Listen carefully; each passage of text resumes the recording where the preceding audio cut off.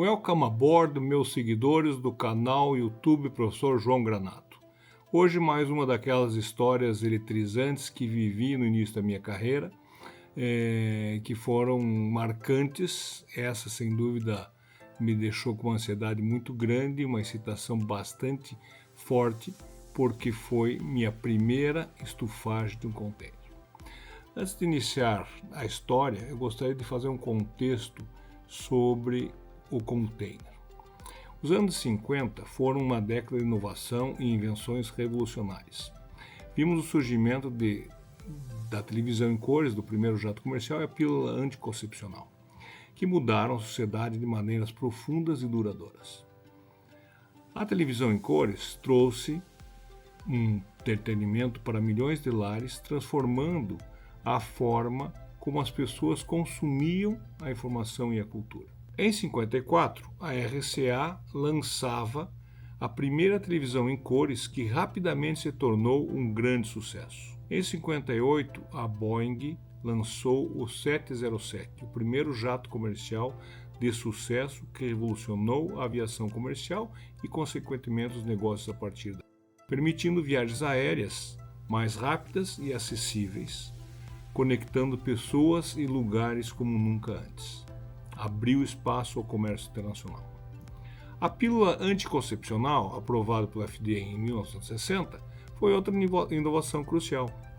Foi desenvolvida nos anos 50, proporcionando às mulheres maior controle sobre suas vidas reprodutivas e teve um impacto significativo na sociedade. Três das grandes invenções deste século, dessa década de 50.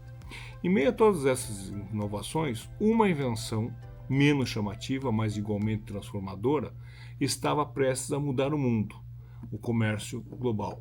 Lá foi a estreia do famoso container. E aí vamos contar essa historinha de forma rápida. Entra em cena um senhor chamado Malcolm McLean, um empreendedor americano que transformou o transporte marítimo. De que forma? McLean começou sua carreira como motorista de caminhão nos anos de 1930 e, acompanhando caso a caso, foi verificando que poderia ter uma melhoria no transporte. Fundou sua própria empresa de transporte rodoviário, a McLean Trucking, e logo se tornou um dos maiores transportadores dos Estados Unidos. Em uma ocasião, enquanto esperava por descarregar o navio e posteriormente carregar seu caminhão, ele ficou pensando assim: puxa, por que será que não é possível colocar tudo que está sendo esse navio dentro de uma grande caixa? Seria muito mais fácil de eu transportar. Este super insight mostrou para ele que era possível criar alguma coisa padronizada para os diferentes modais de transporte. Ele percebeu que se tivesse uma caixa grande, grandes containers, ele poderia ter uma solução permitindo que as cargas fossem transportadas diretamente dos caminhões para navios, para trens, sem necessidade de descarregamento manual. Em 1956, McLean, ousadamente, colocou sua visão em prática com o navio Ideal X, um navio tanque convertido que transportou 58 containers de Newark para Houston. Transporte de um porto a outro no mesmo país chama-se cabotagem, assunto que vivi muito, experiências intensas no Brasil, e estarei contando em breve nos próximos vídeos. Nesse momento, guardem um número de 58 containers, gigante para a época de 1950. O Ideal X foi o primeiro navio porta-containers do mundo, marcando o início de uma nova fase no transporte marítimo internacional. O Ideal X foi um marco importante na história do nosso transporte. Antes dessa inovação, era comum que os navios passassem dias nos portos, sendo carregados e descarregados. Com os containers, o tempo de operação dos navios nos portos foi drasticamente reduzido, aumentando a eficiência e diminuindo custos operacionais em todo o mundo. Hoje, existem mais de 23 milhões de contêineres em uso em todo o mundo, facilitando 90% do comércio mundial. Os tamanhos padrão são os TEUs, 20 Equivalent Units, unidades de 20 pés, e os FEUs, 40 Equivalent Units, unidades equivalentes de 40 pés. A padronização dos contêineres não foi uma tarefa simples. Infelizmente, foi um processo colaborativo que envolveu diversas partes interessadas na indústria do transporte e logística no mundo inteiro. A International Organization for Standardization, a ISO, desempenhou um papel crucial na criação dos padrões internacionais para containers. Isso garantiu que os containers pudessem ser usados universalmente, facilitando o nosso comércio global, principalmente de hoje em dia. Os containers conectaram o mundo como nunca antes. Principais rotas marítimas cruzam os oceanos, ligando produtores e consumidores em diferentes continentes. Em 2023, para terem uma ideia, o tráfego global de contêineres atingiu 802 milhões de TEUs, um testemunho do papel crítico que os contêineres desempenham no comércio internacional. 802 milhões de TEUs. Hoje, os maiores navios contêineres do mundo são verdadeiras maravilhas da engenharia. Entre eles destacam-se o MSC Gilson, o HMM Algeciras e o Ever Ace, cada um com capacidade para transportar mais de 23 mil TEUs, 23 mil contêineres de 20 pés. O Gilson, lançado em 2019, pode carregar até 23.756 TEUs. É o menorzinho deles. O HMM Algeciras, lançado em 2020, a capacidade para 23.964 TEUs. E o Ever Ace, também de 2020, o maior deles, 23.992 TEUs. Esses navios representam o auge da capacidade de transporte e eficiência do setor marítimo no mundo. No tempo de Malcolm, o carregamento de uma carga breakbulk, onde cada item é carregado e descarregado individualmente e manualmente, poderia levar dias ou até semanas ou até meses. O processo era demorado, caro e propenso a danos e roubos o tempo todo. Hoje, nos portos mais modernos do mundo, como o Porto de Xangai, um navio container pode ser carregado ou descarregado em menos de 24 horas. Estamos falando de cargas de 20 mil containers. Graças à automação e tecnologia avançada, o processo é rápido, eficiente e seguro. Esses avanços mostram como a inovação e a tecnologia transformaram o transporte marítimo, tornando mais eficiente, mais confiável e destacando a importância contínua dos containers na economia global. A inovação contínua, o tempo todo. Os portos estão se tornando mais automatizados, reduzindo custos e aumentando a eficiência, o que isso traz resultados imediatos ao consumidor. As tecnologias como blockchain estão sendo integradas para melhorar o rastreamento e a segurança. O que é o blockchain? É uma tecnologia de registro distribuído que permite criar um banco de dados seguro e transparente, sendo que cada bloco de dados é conectado a um bloco anterior, formando uma cadeia. Isto no transporte marítimo, blockchain pode ser usado para registrar e acompanhar cada etapa do processo de envio de mercadorias, desde a origem até o destino final. A tecnologia reduz a necessidade de intermediários e a papelada, aumentando a eficiência e, de novo, reduzindo custos, o que é, sem dúvida, o que buscamos como consumidores. Contratos inteligentes que são executados automaticamente quando certas condições são atendidas também são possíveis com o blockchain. Além disso, a transparência e a segurança dos dados que são manipulados ajudam a combater fraudes e garantem a integridade das informações, proporcionando maior confiança entre todas as partes envolvidas. Com o blockchain, o transporte marítimo está se tornando mais eficiente, mais seguro, mais confiável, preparando o setor cada vez mais para o futuro. De eletrônicos a roupas, os containers transportam uma vasta gama de produtos, apoiando indústrias e economias de todo o mundo. Tudo o que couber num container, obedecendo às medidas e o peso, é containerizável. Então, vamos entrar agora no processo da minha historinha. Em um dos vídeos anteriores, contei a história do meu segundo emprego. Enquanto trabalhava para o meu antigo patrão, tivemos uma conversa que mudou o curso da minha carreira.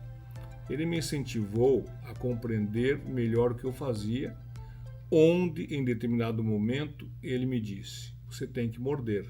Se não morder, não irá aprender. E sem aprender, não se tornará um profissional. Fique atento. Não deixe as oportunidades que a vida lhe der passar em branco. Nunca me esquecerei desta frase. Oportunidades são para serem vivenciadas e aprendidas. Necessário se atrever e ser ousado constantemente. Isso faz parte de minha vida desde então. Esse foi um dos aprendizados mais valiosos que jamais esquecerei. Por que isso? Porque é a vida me mostrando todo dia que a gente tem capacidade de fazer o que é necessário. Voltando no tempo, vamos para os anos 80 e vamos focar no Porto de Paranaguá. Naquela época, as operações portuárias eram muito diferentes das atuais. Vou ser bem pontual para entender melhor por que me preocupo tanto com custos de exportação. Quando você ia estufar ou levar um container no porto, você tinha a obrigatoriedade de contratar o que nós chamávamos de um terno. Um terno era uma equipe de trabalho de 6 pessoas escaladas pela cooperativa ou pela União dos Trabalhadores Portuários, que era necessário para mover essas mercadorias. Quando a carga era batida, ou seja, solta, havia sentido, mas quando eram pallets, não encaixava a utilização e mesmo assim éramos obrigados a pagar o famoso terno. Também no Porto de Paranaguá havia a obrigação de contratar os caminhões da cooperativa de transportes, que tinham o monopólio de movimentar toda e qualquer carga dentro do porto. Era um outro tipo de cartel que na época não havia discussão e era assim e pronto. E nós tínhamos que pagar a fatura. Tínhamos que contratá-los para movimentar os pallets dentro do porto. Além disto, tínhamos ainda que contratar através de aluguel as empilhadeiras e operadores para poder fazer a ova de um container, pois o porto não ofertava esse serviço. Isso era um serviço terceirizado. Por fim, quando tínhamos um container, mandávamos a famosa guia de exportação e demais documentos ao despachante, juntamente com um desenho, para que ele pudesse ter uma relação de como gostaríamos que essa carga fosse estufada.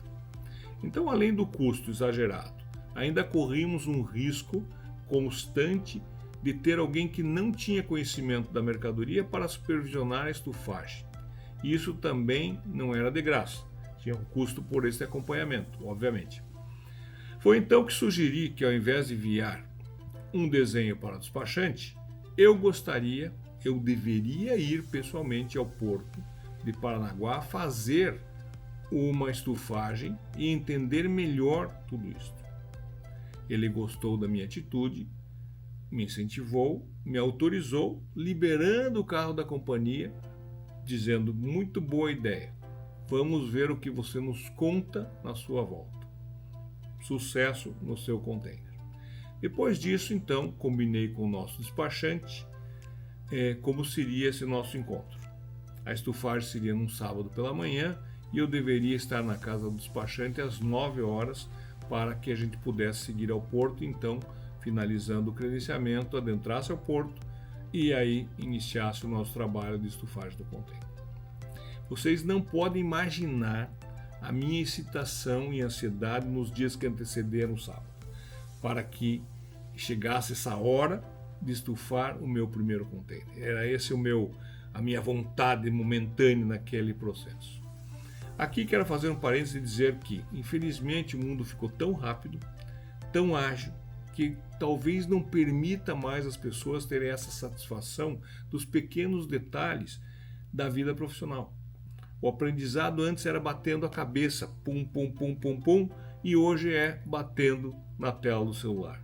É uma triste realidade, mas faz parte da nova era. Mas não deixem de aprender. Essa é a regra número 1 de lá e de hoje. Chegou o dia da visita. No Porto de Paranaguá, de conhecer o despachante, acompanhar de perto a estufagem do meu primeiro container. Isso seria a minha aula preferida, a aula dos sonhos. Estava no auge da minha ansiedade e feliz por essa super oportunidade. A mercadoria já estava no porto, desde sexta-feira, quando eu havia despachado toda a documentação. O envelope com os documentos estava comigo e eu tinha mandado então 8 pallets de slice veneer, que são madeiras cortadas como um queijo e são paletizadas. Isso ia num container de 20 pés. E aí existem 2 modelos de paletização: as madeiras que são padronizadas por tamanho e as outras que não seguem o comprimento das toras de árvore, porque elas são cortadas sequenciais e formam um bundle com o desenho das seivas onde passa essa lâmina. Isso serve para fazer todo o revestimento de móveis, mesas, etc. Tá? Então a espessura mínima era 0,6 milímetros e aí subia para outras milímetros em relação às espécies. Esse é o momento de estufar esse container, é um momento tão marcante que eu cheguei na casa do despachante ansioso às 8h45 da manhã, fui logo me apresentando pessoalmente. Na época não existia o celular para vermos a pessoa, nem a tela de Zoom e muito menos uma chamada telefônica. Então, não se conhecia as pessoas a não ser pessoalmente.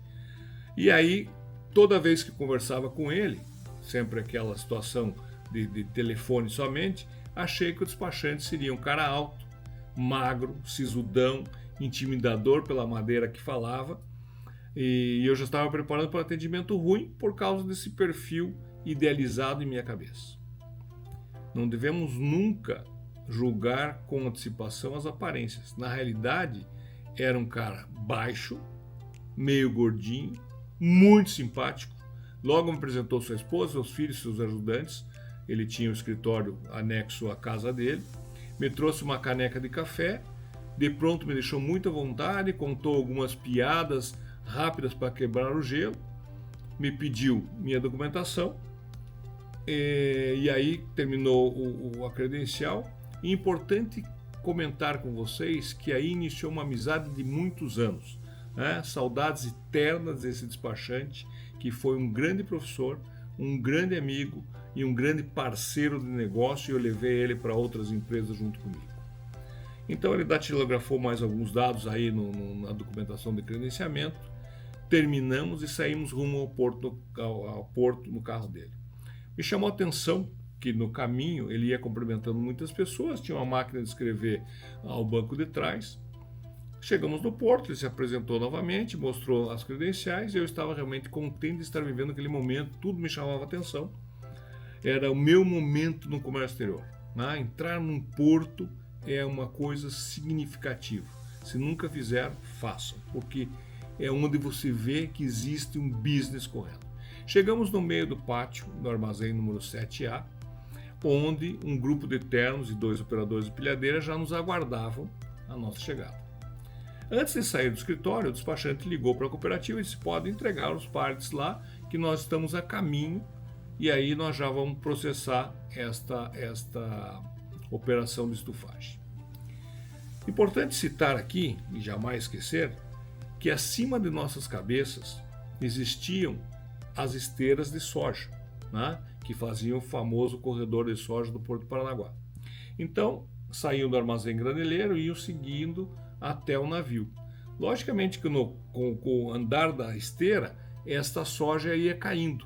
E como tinha chovido alguns dias antes, tinha muitas poças de água no chão, o que demonstravam uma desorganização, porque o piso era totalmente irregular. E aqui pedi para a inteligência artificial fazer uma foto para vocês terem uma ideia. E a soja caía então nessas poças d'água e exalavam um odor muito fétido, mas tradicional do Porto de Paranaguá.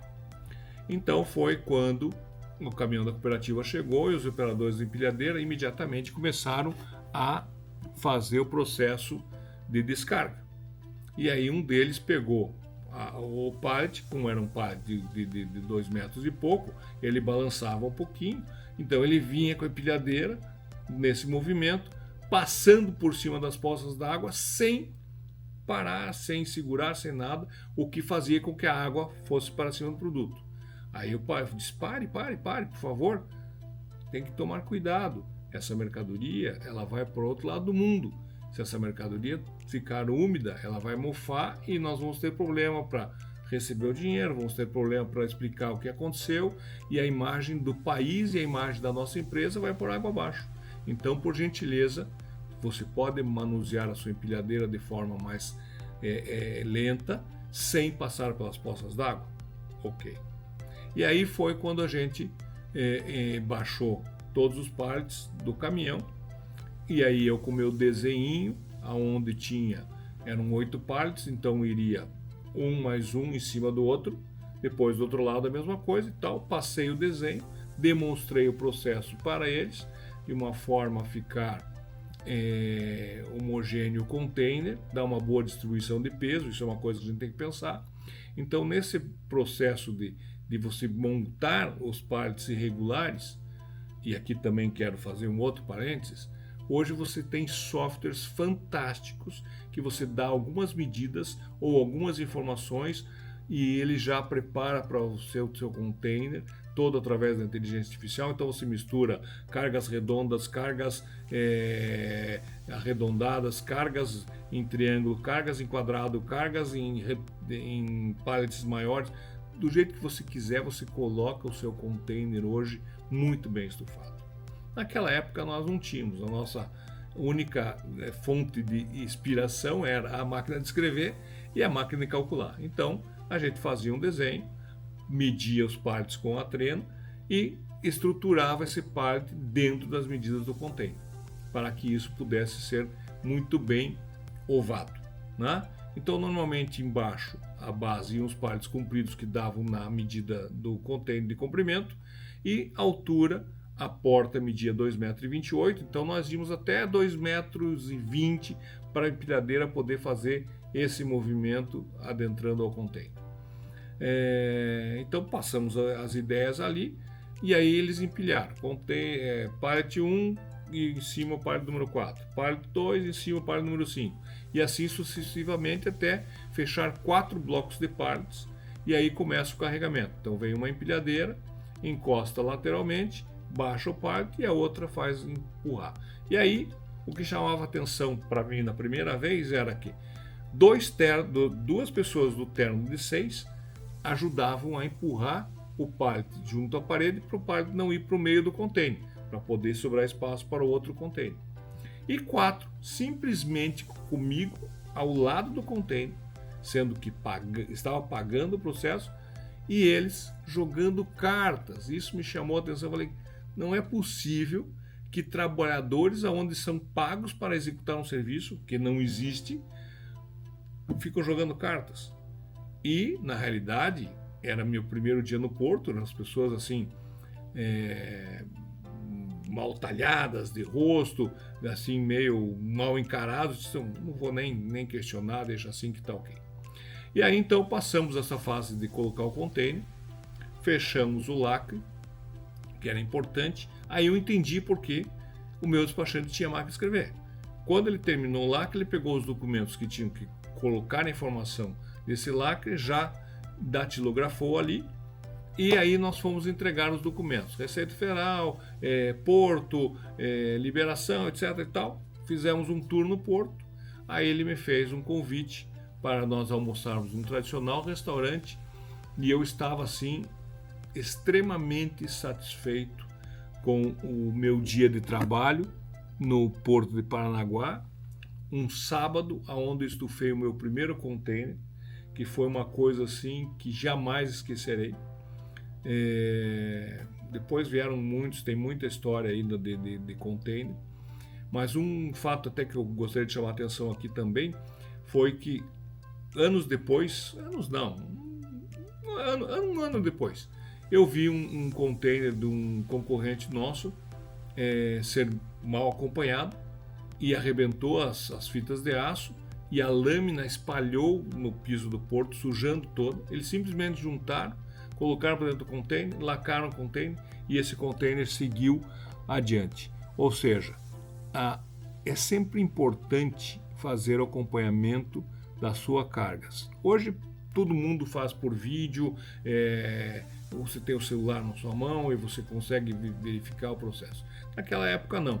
Então esse foi um bom aprendizado que me deu uma base muito bem estruturada para poder seguir ensinando a questão do container, da estufagem e da logística. Por quê? Porque vivenciei alguns momentos marcantes no sentido de ter uma equipe que não é sua, que você paga, mas que ela não cuida da sua carga com a mesma responsabilidade que deveria cuidar. Então existe um aspecto triste de ver essa situação, que graças à tecnologia, ao mundo moderno, ao processo todo que vem acontecendo, já acabou.